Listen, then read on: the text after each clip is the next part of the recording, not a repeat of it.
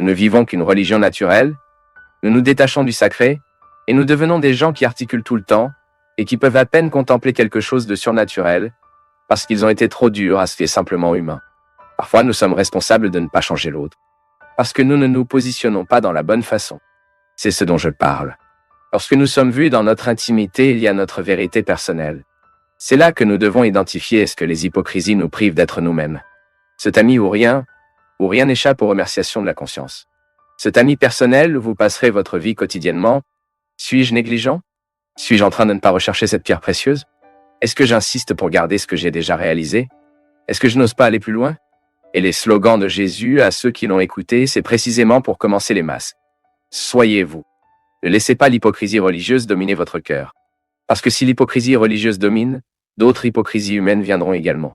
C'est pourquoi, mon peuple, que je crois que la vraie foi, que nous exprimons souvent dans les livres, les catéchèses, les doctrines, cette foi, elle doit atteindre nos cœurs, doit atteindre notre esprit. Sinon, une reproduction de discours qui ne nous nourrit plus.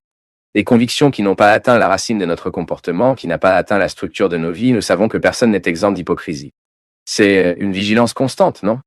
J'identifie le mien, vous identifiez le vôtre. Et il est intéressant que plus nous grandissons en maturité, plus notre désir de minimiser le pouvoir de l'incohérence en nous. Quand je parle d'hypocrisie, je parle des incohérences personnelles que nous nourrissons en nous et qui protègent avec les carcasses d'apparence. Est-ce toujours comme ça? Peut-être pour les peurs, non? Parfois moi, pour me cacher d'un péché que je commette, je passe en revue mon moralisme. Et je ferai ce discours euphonique contre toutes les réalités que je pratique au fond. Et je serai absolument intolérant avec tous ceux qui commettent ce péché que dans ma cachette que je commette. Je vais donc crier dans les carrés et je serai absolument contre les gens qui pratiquent ce qui dans ma solitude je pratique. Nous descendons la route jusqu'à ce qu'ils deviennent. Nous sommes le combat. Nous sommes la route. Je me tourne, je fais, j'ajouterai à mon expérience tout ce que je collectionne sur la route. C'est ce qui devient plus heureux, mon peuple. Pas ce bonheur utopique des films, des feuilletons, des contes de fées où tout le monde est heureux pour toujours. Qui n'existe pas. Maintenant, j'ai la possibilité de tirer la structure de ma réalité, les raisons pour que je sois heureux aujourd'hui. Parce que c'est ce que Dieu veut. Malheur à vous. Hypocrite, vous êtes tirés des tombes, à l'extérieur ils sont beaux. Mais à l'intérieur, ils sont pleins d'os, de cadavres et de toutes les pourrines. Parfois, nous faisons cela. À l'intérieur, nous sommes aussi énervés de pourris et à l'extérieur, une jolie tombe, polie et fleurie. Nous savons ce que cela ne nourrit personne. Et j'aime particulièrement utiliser le terme beaucoup plus qu'heureux. J'ai besoin de m'accomplir en tant que personne. Je pense que le mot accomplissement, il inspire un peu plus que le bonheur. Je suis un homme joué ayant même des problèmes. Je suis au bon endroit, faisant la bonne chose. C'est pourquoi je vais bien dormir. Je serai donc satisfait des difficultés auxquelles je dois affronter. Parce que la difficulté que tout le monde a, ce n'est pas dans votre travail que cela a plus de difficultés. Non, non. Vous pouvez même vous tromper au début en pensant que vous avez plus de problèmes que moi. Chacun a son montant. Et si nous avons l'honnêteté à dire, nous constaterons que nous avons des problèmes très similaires. Cela peut être pour un moment de votre vie où vous êtes si libre, que vous n'aurez plus besoin de simulation et de falsification du contexte. Et puis nous serons insupportables à la convivialité, non? Allons-y? Non merci. Pourquoi? Parce que je ne veux pas. Je ne perdrai pas mon temps avec ça plus. J'ai trouvé que la vie est trop courte pour que je perde du temps avec des rendez-vous que je sais que je ne veux pas. Ils ne font pas partie de mes choix. Parce que plus vous voulez cacher une réalité, plus elle vous opprime. C'est comme si vous vouliez cacher le bateau dans votre main. Plus vous vous entraînez pour essayer de vous cacher, plus il fuira vos doigts. Les réalités psychiques et émotionnelles qui nous oppriment, et cela nous a conduit à l'hypocrisie, que nous n'avons pas le courage de les assumer. Nous n'avons pas le courage de travailler sur nous. Ils sont comme cette argile que nous essayons de serrer. Donc parfois, vous avez cette personne moraliste qui continue d'essayer de cacher votre monde à la honte. Cette personne qui fait un beau discours pour les autres, mais vit laide quand il est seul, vit moche quand il est avec les gens qui vivent avec lui. Avec lui, c'est cette incohérence entre la vie vécue et la vie expérimentée. Désolé en théorie, la pratique de la théorie, cette vie sociale intense que nous avons, non? Comme Aziza l'a dit la semaine dernière dans l'émission, donnez-moi votre téléphone, votre numéro de mobile. Non. Mon téléphone portable est destiné au contact personnel, a-t-elle déclaré. La personne prend cette peur. Établir les limites de notre territoire, c'est très sain. Nous atteignons une liberté intérieure qui nous provoque alors un détachement. C'est la façon dont Dieu veut nous, mon peuple. Vie parfaite, nous n'avons pas. Communauté parfaite, Nous n'avons pas. Mais nous pouvons être un bon prospecteur. Et même être entouré de gens hypocrites, ou même nous sommes l'hypocrite de l'histoire, même s'ils sont entourés d'un moyen qui nous stimule tout le temps à la recherche de cette vérité, même si nous sommes emmêlés dans l'hypocrisie, le mensonge, nous pouvons briser ce cycle. Nous pouvons faire une différence. Nous pouvons coller nos ongles dans la réalité et rechercher ce contentement, cette satisfaction d'être qui nous sommes. C'est pourquoi les gens ne peuvent à tout moment que si nous voulons vraiment être un religieux, avec toute la force de cette parole, d'être relégués à Dieu et au monde naturellement et aux gens qui nous entourent. Si nous voulons vraiment être un religieux sans la force de l'hypocrisie agissant sur nous, ou minimisant la puissance de cette hypocrisie en nous, nous devrons vivre la confrontation de toutes les tombes. Dans la vie, la chose la plus intéressante est que nous atteignions l'équilibre. Nous ne restons jamais à l'extrême. Les extrêmes, avec tout le respect que je vous dois, peuvent représenter stupide. Les extrêmes peuvent représenter une limite d'intelligence, une réflexion. Mais lorsque nous mélangeons le surnaturel de la vie avec ce qui est absolument naturel, alors nous commençons à toucher une réalité humaine qui sait. Vous savez très bien. Vous vivez cette réalité tout le temps. Et sachez que tout ne peut pas être expliqué de cela. Nous sommes donc en équilibre entre le surnaturel et le naturel, ce qui est précisément ce qui fait de nous des gens intéressants. De plus en plus, je me convainc que les personnes les plus intéressantes de la vie sont celles qui ont pu équilibrer le surnaturel avec le naturel, qui a découvert la beauté d'être humain, et de savoir que les humains peuvent articuler la dimension divine de la vie, et commencer à éternaliser la vie éternelle, et à éterniser la vie éternelle. Et ils commencent à éternaliser leur jour, vous savez comment? Bien vivre. Parce que chaque fois que nous nous connaissons, découvrez et méfiez-vous de quelqu'un. En quelque sorte, les soins que l'autre a pour nous suscitent un mode de vie différent. Par exemple, je me souviens que ma mère m'aime, que je suis important pour elle et que je me manquerai cruellement dans la vie de ma mère. Je ralentis, je prends le pied de mon accélérateur, je commence à donner un peu plus de valeur dans ma vie, je commence à choisir un peu mieux ma nourriture, je commence à choisir un peu mieux ma nourriture, je commence à choisir un peu mieux ma nourriture, je commence à choisir un peu mieux seulement que nous sommes importants dans la vie de quelqu'un. C'est peut-être même une façon intéressante pour vous de qualifier l'amour que vous avez pour vos enfants. Si vous savez que votre vie est importante pour vos enfants, si vous savez qu'il est intéressant que vos enfants aient un père plus longtemps, une mère depuis plus longtemps, alors vous vous sentez obligé de prendre soin de votre santé, par amour que vous avez pour eux. Ensuite, vous changez vos habitudes. Changez-vous votre mode de vie. Arrêtez-vous de vous exposer aux dangers des dépendances. Arrêtez-vous de vous exposer aux dangers de la vie. Allez-vous commencer à vivre avec un peu plus de soin? Allez-vous regarder un peu plus d'attention avant de traverser la rue? Allez-vous marcher avec un peu moins de vitesse sur les routes? Allez-vous faire des dépassements moins dangereux? Pourquoi savez-vous que vous avez des enfants qui vous attendent? Et vous savez qu'il est important pour vos enfants de vous voir rentrer chez vous. C'est ainsi que l'amour change la vie. Ce n'est pas autrement. Il ne s'agit pas du livre que nous apprenons à être père. Il ne s'agit pas du livre que nous apprenons à être mère, pour être un frère. Il ne s'agit pas du livre que nous apprenons à aimer. Non, mais il découvre en nous l'expérience des soins. Quelqu'un prend soin de nous. Quelqu'un se soucie, même si c'est de penser à nous, même si c'est de se souvenir de nous. Quelqu'un nourrit ce que nous sommes dans le cœur à l'intérieur. Et c'est pourquoi je me sens motivé à vivre différemment. Je me sens motivé à vivre avec la qualité. S'il y a un péché dans le monde aujourd'hui et le manque de qualité de vie. Nous vivons très mal, nous nous occupons très mal de l'autre, nous nous exposons beaucoup au risque de cette vie précisément, parce que nous oublions que nous sommes précieux pour beaucoup de gens. Lorsque nous avons devant nos yeux la valeur que nous avons pour les gens, nous en prenons soin un peu plus. Et c'est la belle expérience que cette chanson nous suggère. Dieu prend soin de moi.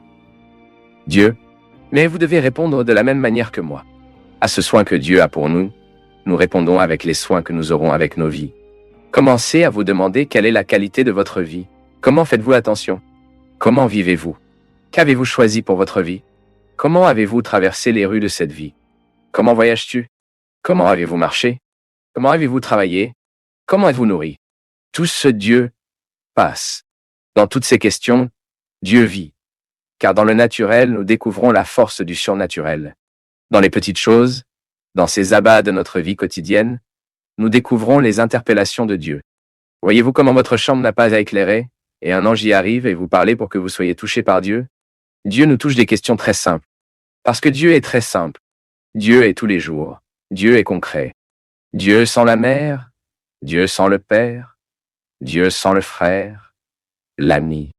Dieu est vivant. Et il se produit tout le temps dans nos vies à travers des gens que nous aimons. Lorsque nous nous sentons motivés à changer notre façon de parler, notre façon de sourire, la façon de parler, d'aimer, d'agir. Parce que nous savons qu'il y a des gens qui méritent le meilleur de nous. Il se peut que jusqu'à aujourd'hui, vous avez vécu un peu de ce que vous êtes. Non, ne vous épargnez pas. Car dans cette économie que vous perdez, vous vous épargnez, mais vous perdez beaucoup plus que vous ne gagnez. Maintenant, lorsque nous améliorons notre façon d'être et offrons l'autre plus de qualité, plus qualifié, vous pouvez être sûr que le premier à bénéficier de tout cela est vous-même. Le soin est l'un des plus humains nous pouvons vivre, même parce que nous sommes nés dans l'expérience des soins. Nous sommes nés et dépendons de tout le temps des soins de ceux qui nous aiment. Être des soins est également une façon de croître, car ce n'est qu'en raison des soins que nous surmontions les problèmes de la vie, les adversités, et nous rompons en tant que personne. De sorte que dans l'expérience des soins, la maturité est gérée. Il est beau pour nous de penser que dans l'expérience des soins de Dieu, nous ne sommes pas infantilisés parce qu'il prend soin de nous. Mais au contraire, parce qu'il prend soin de nous, nous sommes encouragés à la croissance. L'enfant est un moment qui doit passer. L'enfance est un moment qui doit passer dans nos vies. Vous savez que Dieu prend soin de vous, mais vous regardez les deux côtés de la rue lorsque vous le traverserez. Cela signifie qu'il y a une responsabilité dans celui qui sait prendre soin de lui, dans celui qui sait qu'il y a une providence en prenant soin, mais qu'il y a aussi une réalité humaine qui doit être observée. Il y a la beauté de la religion. Mon peuple, sachant qu'il y a le cadeau surnaturel, mais qu'il y a aussi le cadeau naturel et que la vraie religion est celle qui peut établir les liens du surnaturel avec ce qui est naturel dans la vie. Si les religions qui survivent uniquement du surnaturel risquent d'être inhumaines. Et peut-être que vous avez vu de nombreux modèles de religion dans le monde qui sont devenus des causes de guerre, n'est-ce pas? Les guerres saintes sont nées d'un surnaturalisme excessif, lorsque nous oublions la réalité humaine. D'un autre côté, si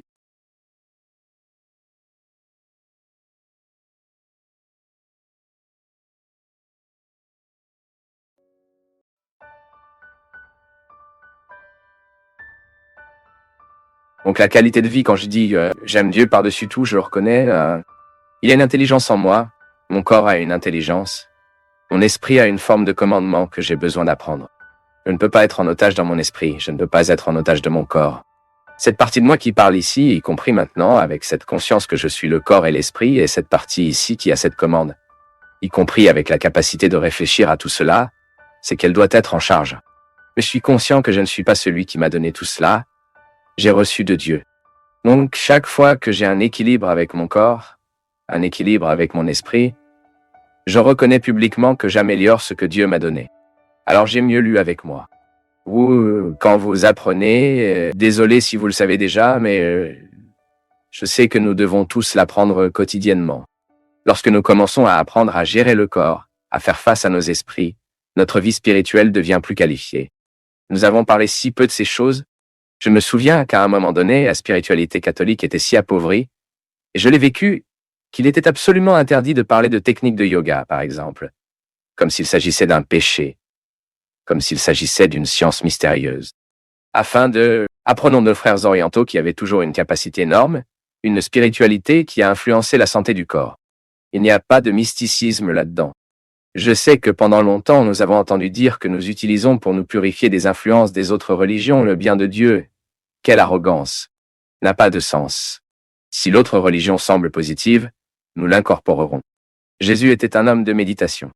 À ce moment-là, il est à Gethsémane, bien sûr. Jésus était dans la posture de prière, la méditation, et les disciples qui n'avaient aucune compétence en tant que lui ne s'étaient pas développés. Et Jésus a dû aller se réveiller, parler, venir. Les gars. Donc, pendant longtemps, nous regardons ces techniques orientales comme s'ils étaient coupables, comme s'ils étaient une opposition à notre foi. Non! Gardez votre corps de foi là-bas. Croyez-vous à la résurrection de Jésus? Avez-vous un code d'éthique chrétien que vous gérez? Découvrez une meilleure façon de gérer votre corps. Votre religion, votre spiritualité doit vous faire ça. Il ne sert à rien d'avoir une recherche spirituelle si vous n'avez pas de recherche de santé corporelle. C'est un contre-test. Dieu avant tout. Aimez Dieu, par-dessus tout. Je ne mets absolument rien au-dessus de Dieu. Je réalise tout comme une opportunité de reconnaître ce qu'il m'a donné. Il nous a donné un corps, il nous a fait un esprit, et nous avons l'occasion de s'en occuper. Lorsque nous avons cette compréhension, l'arrogance ne vit pas en nous. Tu vas regarder pour votre travail, pour l'argent que vous avez accompli. Et vous reconnaîtrez tout cela, une opportunité heureuse que Dieu vous donne le monde dans un meilleur endroit. Si vous avez beaucoup plus d'argent que les autres, apprenez à faire quelque chose pour les autres. Que ce serait beau pour vous d'aider. Cette semaine, par exemple, le 27, est l'anniversaire de Voa Tutu. Voa Tutu est une dame qui vit à Brasilandia, dans la communauté de Brasilandia, Sao Paulo. Je ne sais pas comment la situation est actuellement, mais c'était au moment de la pandémie, au plus fort de la pandémie, le lieu de la plus grande contamination de Sao Paulo. Voa Tutu a décidé de faire les biens producteurs. Toute la famille de Voa Tutu est là, impliquée avec elle, un réel de chacun. Regardez sa simplicité. Elle a déjà discipliné cela. Un réel. Bien sûr, si vous pouvez en donner 10, si vous pouvez en donner 100, si vous pouvez en donner 1 millier, je donne juste un exemple. Un endroit où vous pouvez gagner de l'argent, le fruit de votre travail qui reste parfois. Il y a des gens où l'argent est manquant, et il y a des situations où l'argent reste. Aimez Dieu avant tout, c'est que vous avez cette sensibilité. L'argent qui reste, je veux aider dans des situations où je crois que l'argent ne sera pas détourné, où il y a une intention directe. Ensuite, nous découvrons que je n'ai pas. Mon argent n'est pas mon propriétaire. J'ai de l'argent, mais ce n'est pas l'argent que vous avez. Quand c'est l'argent que vous avez, j'adore l'argent avant tout. Mais quand je reconnais que c'est un fruit du travail que je fais, le fruit de la santé que Dieu m'a donné, la vie que je recherche avec Dieu, regarde ici sur Instagram, je suis Vototool, ressemble à ceci sur Instagram. Tu rencontreras. Si votre argent est laissé et que vous voulez aider Vototool, vous faites un geste très concret ces jours-ci. En aidant une situation qui a vraiment besoin. Vous aimez Dieu avant tout, vous donnez votre argent. Vous recherchez une perspective de solidarité pour votre travail. C'est tellement beau, mon peuple. C'est très triste lorsque nous trouvons des gens qui sont en otage de l'argent. Ils ne peuvent rien voir d'autre dans la vie, juste de l'argent, juste de l'argent. Et parfois, ils passent toute leur vie à travailler juste pour être ravis de voir un plus grand nombre. Cela n'a même pas de satisfaction à l'égard de cet argent. La satisfaction n'est pas de faire un voyage, de ne pas faire de fête, de ne pas accueillir des amis. Non. La satisfaction est de voir le nombre augmenter. Et vit avec un pauvre. Je connais beaucoup de gens. Dans nos intérieurs, c'est donc très courant. Cette famille qui vit donc avec une certaine simplicité, qui est pratiquement propriétaire de la ville, de toutes les propriétés, il y a des gens qui aiment économiser de l'argent. Si je le pouvais, je ne le laisserais même pas sur la banque. Je voudrais polir tous les jours des notins. Il y en a qui le gardent en sous-vêtements. Ils aiment voir l'argent. Ils aiment avoir une relation avec l'argent comme ça. D'autres non. Nous travaillons, et l'argent qui arrive, nous dépensons. Nous vivons. Pourquoi est-ce? Pour pouvoir provoquer des joies? Pour pouvoir rendre la vie plus qualifiée? Pour que nous puissions aimer spécifiquement les gens? Oui, c'est beau quand vous pouvez vraiment aimer une personne. Quand vous choisirez généreusement. Je vous donnerai une maison. Je vous emmènerai de l'année de guerre avec mon fils. Vous en tant que père le sait. Ou quand vous pouvez ne pas lui donner matériellement l'argent que je m'envoie, je suis celui que je m'envoie. Aimer Dieu avant tout est la première règle. Mais vient ensuite une autre, avec le même niveau d'importance. Parce qu'ils le sont, je pense généralement que c'est deux prémices dans un modèle circulaire. Ensuite, le Dieu avant tout, et le prochain en tant que moi-même. Et ainsi, lorsque Jésus dit que nous devons aimer le suivant, d'abord ne signifie pas proche de celui qui est géographiquement proche de moi. Vient ensuite tous ceux qui ont la proximité de la condition. Tous ceux qui souffrent comme moi, car il se réjouit de la façon dont je suis heureux, et qui a parfois une histoire très différente de la mienne, qui cela l'a fait être bien meilleur que moi, d'un point de vue émotionnel, de traumatisme. Oui, il y a des gens qui sont, d'un point de vue émotionnel, dans le chaos. Il a été très maltraité par la vie, était très gravement aimé, fait beaucoup plus que nous, mais c'est proche. Réveillez-vous pour que vous voyiez le pire que vous ayez pour voir le monstre que vous êtes devenu. Donnez vos misères pour voir où vous vous arrêterez. Sous cette peau qui nous porte, nous sommes tous un peu de monstres, capables d'atrocités, capables de cruauté. Il nous suffit d'encourager. Vous n'avez donc pas besoin d'avoir cette histoire. Je suis meilleur que vous. Non, vous pouvez être dans un état plus favorable. Mais mettez-moi dans une situation dévalable à voir. Vous transformez, mettez-nous dans un hangar et donnez-nous faim. Et jetez la première nourriture à l'intérieur pour voir comment nous nous comporterons. Tout dépend de la façon dont nous sommes stimulés. Ainsi, quand Jésus parle à aimer Dieu par-dessus tout, je l'ai déjà reflété. et à la voisine comme toi-même. Il nous invite à tout aimer.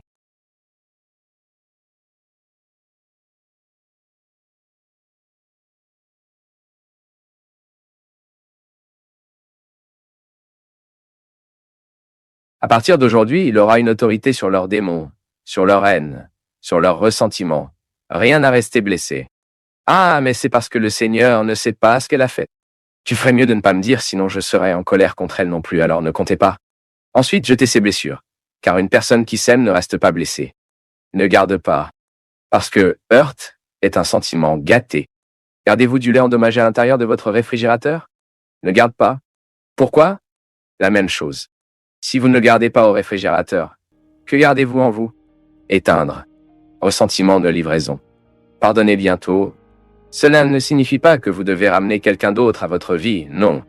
J'ai dit au début ici, non? Parfois, c'est à vous de faire Roberta Miranda. Pardonnez et dites, allez avec Dieu. Va avec Dieu. Il donne encore des coups de pied là-bas pour aider.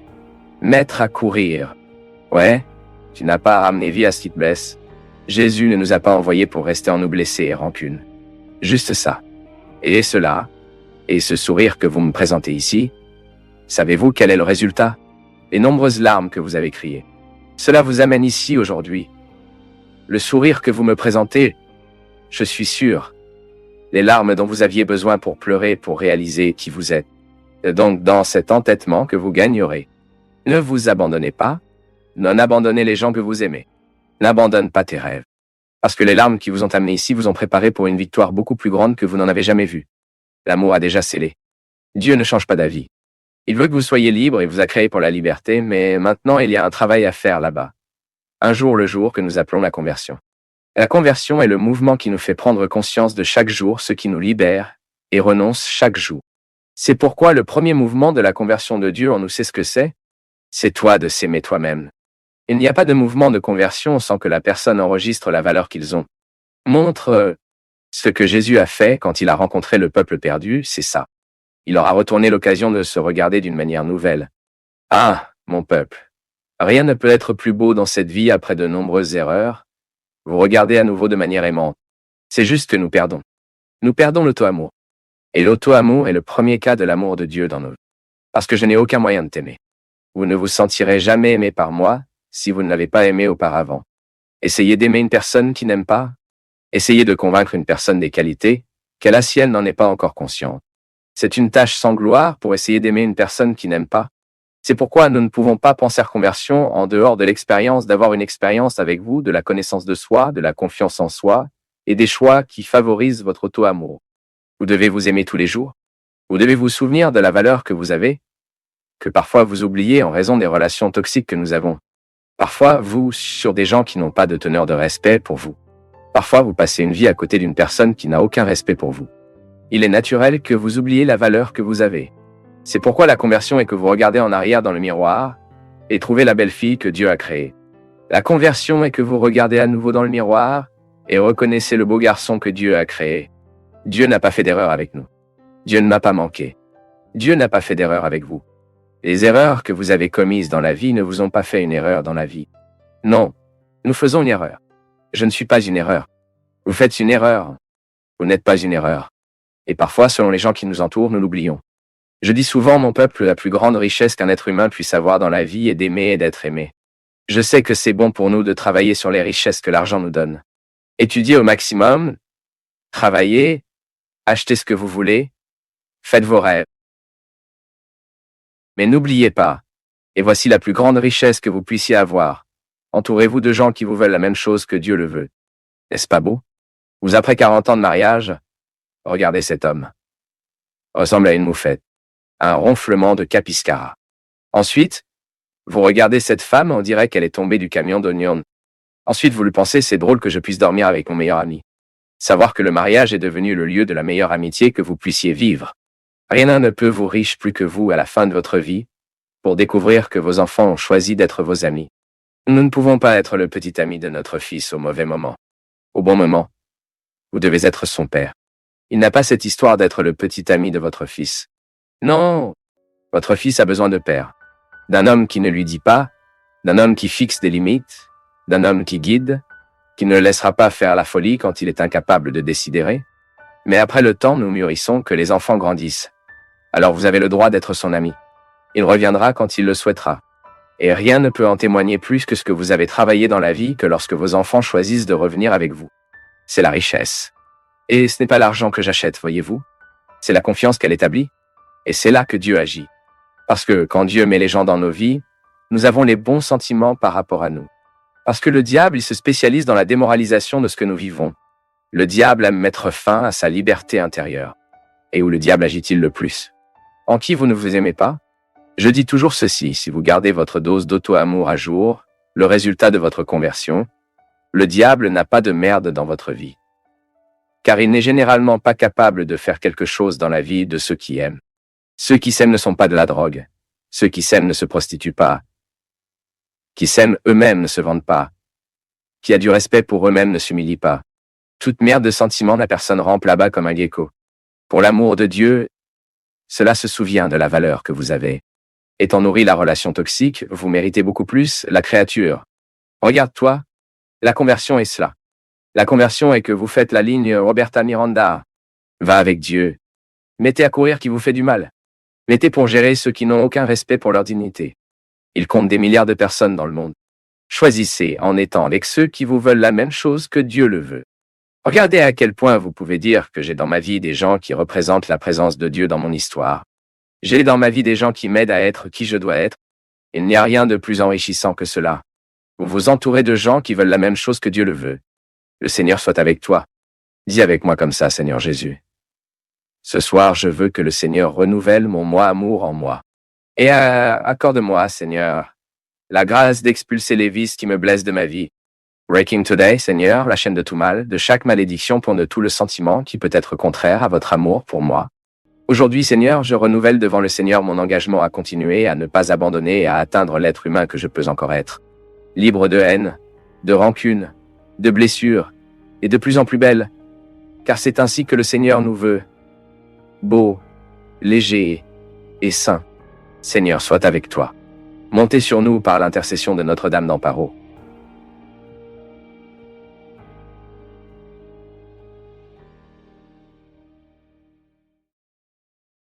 Si tu es arrivé jusqu'ici, c'est que tu as fait preuve de concentration, de présence et d'intérêt. Cela te distingue déjà de beaucoup. Et si tu laissais un commentaire pour dire ce qui t'a le plus marqué, profites-en aussi pour regarder les liens dans la description. Il y a plus de contenu créé avec le même soin pour toi. Merci, une grande accolade et à bientôt.